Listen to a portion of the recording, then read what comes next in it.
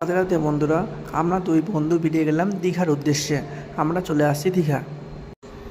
বহরমপুরে অটো করে এসে খাগড়া ট্রেন ধরে নিয়ে এলাম। আমার বন্ধু ঘুমায় বলে জায়গা করছে। ট্রেনটা ফাঁকা ছিল, কোনো আমাদের অসুবিধা হয়নি হাওড়া আসতে। দুই বন্ধুর খিদে পেয়ে গেছিলো, তাই আমরা একটু পিৎজা খেয়ে নিলাম। আমরা স্টেশন পার হচ্ছি, আমার বন্ধু ঘুমিয়ে গিয়েছে, আমারও খুব ঘুম পাচ্ছে। আমি রেডি হচ্ছি, চলে আসলাম দেখতে দেখতে হাওড়া। হাওড়া স্টেশনটা খুব বড়। হাওড়াতে একটু রেস্ট নিয়ে বসে টিকিট কাটলাম দীঘার উদ্দেশ্যে। ট্রেনে আমরা উঠে পড়লাম আবার দুই বন্ধু মিলে। ট্রেনে এতই ভিড়, আমার বন্ধু দেখে ঘুমিয়ে গিয়েছে, তা সত্ত্বে আমিও ওর ব্যাগের দায়িত্ব পড়েছে। এর মধ্যে একটি ছোট্ট বাবু খেলা করছে। আমরা বন্ধুরা মিলে গান করতে করতে চলে এসলাম দীঘাতে। ট্রেন থেকে নেমে রুম খুঁজতে গেলাম।